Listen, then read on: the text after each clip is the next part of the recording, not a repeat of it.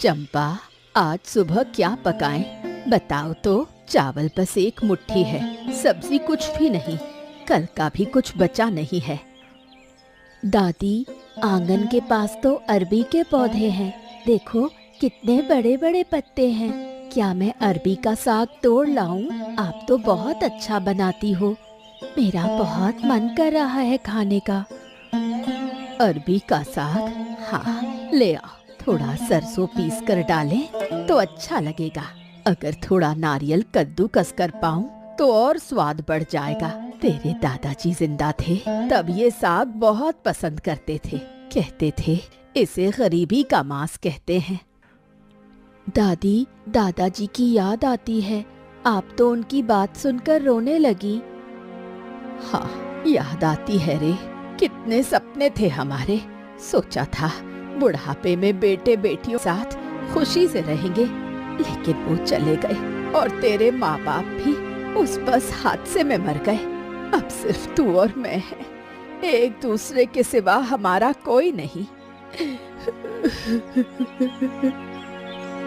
दादी मत रो, मैं हूँ ना आपके साथ। बड़ी होकर बहुत पैसे कमाऊंगी, आपको बहुत सुख से रखूंगी, तब हमें अरबी का साग नहीं खाना पड़ेगा। मैं आपको मांस खिलाऊंगी, शहर वालों की तरह चिकन करी खाएंगे हम। तू ही सब कुछ है मेरी, तेरे चेहरे को देखकर ही जीती हूँ मैं। तू ना होती तो इस घर में मेरा रहना भी नहीं हो पाता। चल साग तोड़ लाएं, आज अच्छे से पकाऊंगी, तेरे लिए पिटूली भी बनाऊंगी, देखना आज अच्छे से। दादी, आपके हाथ का अरबी का साग तो अमृत से भी स्वादिष्ट होता है। स्कूल के दोस्त रोज कहते हैं तू इतना अच्छा साग कैसे लाती है। मैं कहती हूँ मेरी दादी के हाथ में जादू है, मैं नहीं बनाती, दादी बनाती हैं। जा जा, ज्यादा बातें मत कर, साग ले आ, मैं चूल्हा जलाती हूँ। अब खाना बनाना शुरू करना होगा, बहुत देर हो गई। चंपा, इधर आ जरा, तेरी दादी कैसी है? सुना था 3 दिन पहले बहुत बीमार थी। मौसी, दादी अब ठीक है, थोड़ा बुखार था, अब सही है। हाँ हाँ, गरीब के घर में बीमारी हो जाए तो बड़ी मुश्किल होती है, दवा के पैसे कहाँ से लाएगी? तुम लोगों के पास तो कुछ भी नहीं है, तेरी दादी इस बुढ़ापे में काम भी नहीं कर सकती। हाँ मौसी, लेकिन दादी अभी भी ठीक है, बाग में काम करती है, उसी से गुजारा हो रहा है। अरबी का साग? आए हाय, सुनकर ही मन खराब हो गया।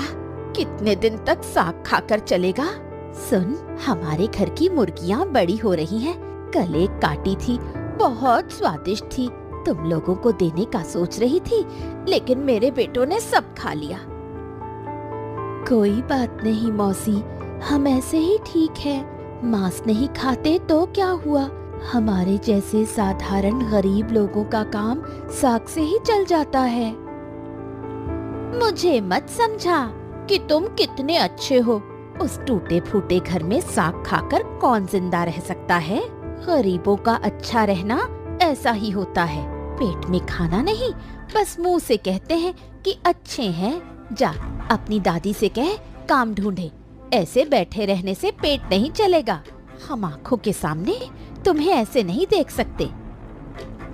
मौसी, दादी बैठी हुई नहीं है, इस उम्र में भी बाग में काम करती हैं, सब्जियां उगाती हैं, उसी से मैं स्कूल जा पाती हूँ, हमने किसी के आगे हाथ नहीं फैलाया। तू तो बहुत बड़ी हो गई है, बड़ों की तरह बातें करने लगी है, ऐसे बड़ों की तरह बोलेगी तो देखना, एक दिन सब तुझे ठोकर मारकर चले जाएंगे।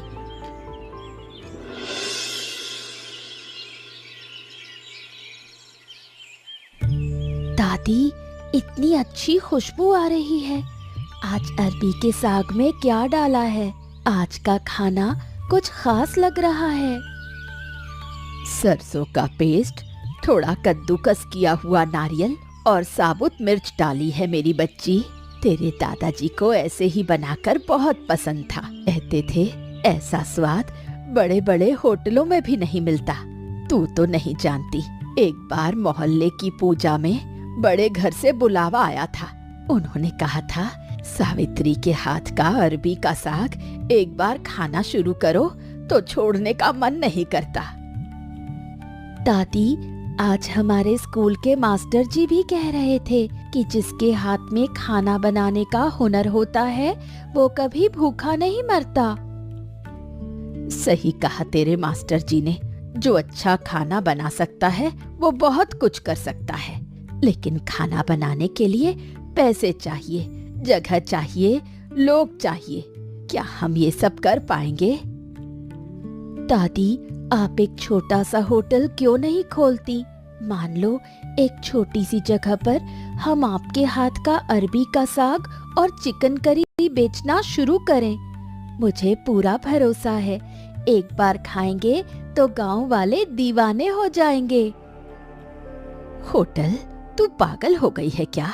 मैं बूढ़ी औरत होटल कैसे खोलूंगी? पैसे कहाँ है? जगह कहाँ है? चावल पकाने के लिए चावल चाहिए, मांस खरीदने के लिए पैसे चाहिए। हमारे पास तो कुछ भी नहीं है। पैसे नहीं लगेंगे दादी, सड़क के किनारे एक छोटा सा ठेला लगा लेंगे। आप साग और चिकन बनाएंगी, मैं स्कूल जाने से पहले बेच दूंगी। धीरे धीरे शुरू करेंगे और जब ये शुरू हो जाएगा तब कमला मौसी भी नहीं कह पाएंगी कि गरीब लोग ऐसे बैठकर नहीं जी सकते। सुन चंपा, तेरी उम्र अभी पढ़ाई करने की है, ये सब क्यों सोचती है? अपनी पढ़ाई पर ध्यान दे। घर